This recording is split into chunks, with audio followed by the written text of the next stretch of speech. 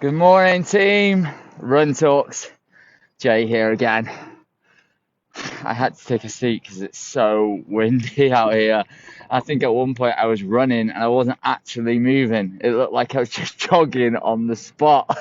I was kind of like running and I was like, my hair was like flowing. I'm sure it was like something out of an outfit. I've been torn between a couple of topics today, but I'm going to bring you this one because this is the one that really came to me yesterday. I thought it was so prevalent. Oh, shit, it's starting to rain. So, one of the big things I realize about entrepreneurs, business owners, and pretty much anyone really who's a human being is that we're constantly being trained to be distracted.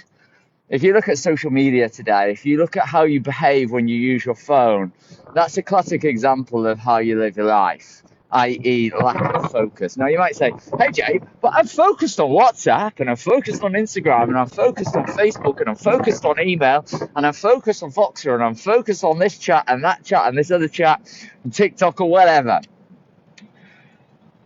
Our world is designed to be fast-paced. Our world is designed to keep you moving. Think about Netflix. The reason it's set up the way it is designed to keep you moving, progressing, going to a point where you are binging on series. And what this is doing is it's creating a lack of focus.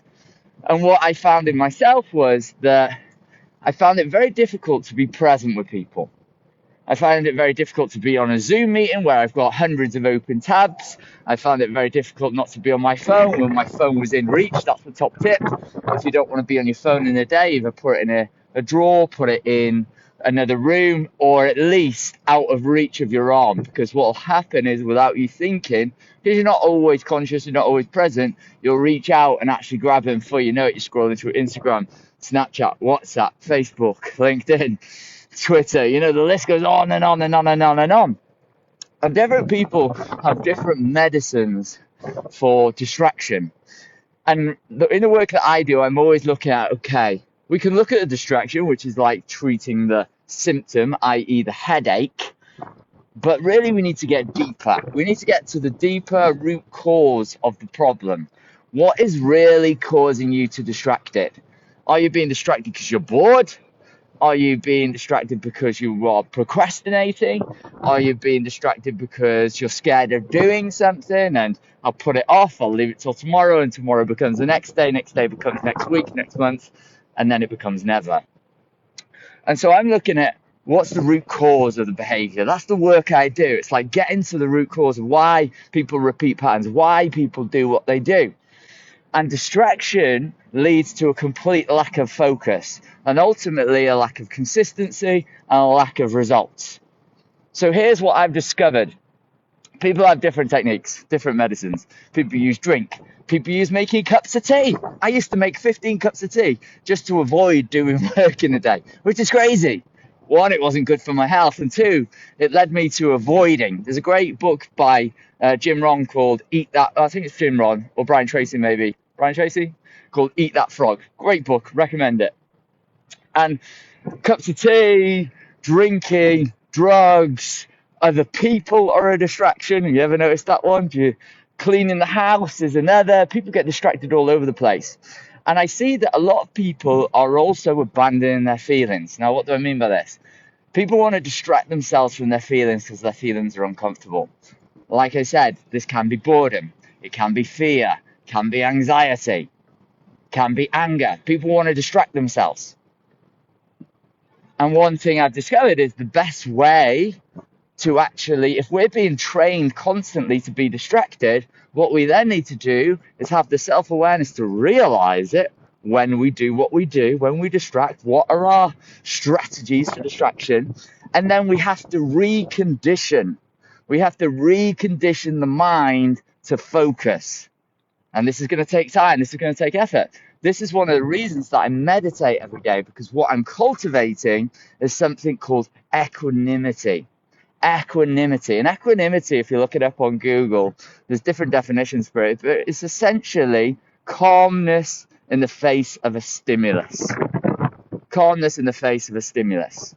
And by meditating every day, doing something called a body scan or practicing being present in your life, what that allows you to do, and it allows me to do, is to maintain a level of focus for a more extended period of time. I'm less distracted. I'm less scatterbrained. I'm not always thinking, but it does happen. I'll admit to it. It does happen when I have a really full-on day and it's tough to wind down. And my mind is racing and I'm not present 100% of the time. It's something that I work on all of the time. But you need to be able to condition yourself and cultivate this equanimity, cultivate this ability to focus and be present in your life. Because here's the truth.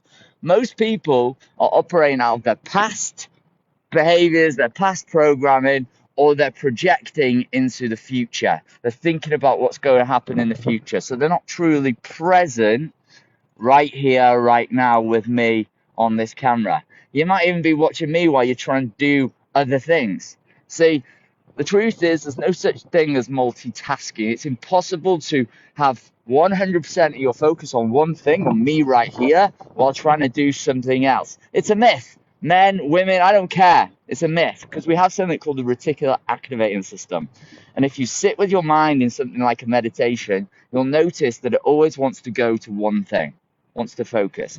And try and focus on two things at once. So if I put a finger here, and put your fingers apart, I can't do it because I'm holding the phone, finger here and finger over here, and try and focus on the fingertips of both fingers at any one time. See if you can do it 100%. You'll find that you'll be quickly doing it. You might not be consciously aware, you'll be quickly moving between the fingertips like that. And this is what happens. We try and distract ourselves by trying to overload ourselves, trying to do too much, massive long to-do list. And so the key to this is to cultivate equanimity. And one of the ways to do that is through meditation, body scans. But there are other ways to do it. Clear up your desk, clear up your life, put less things on your to-do list, and it's going to make it easier to focus on doing just one thing. So until tomorrow, live on purpose, live deeply and fully, and laugh every single day. See you later, guys.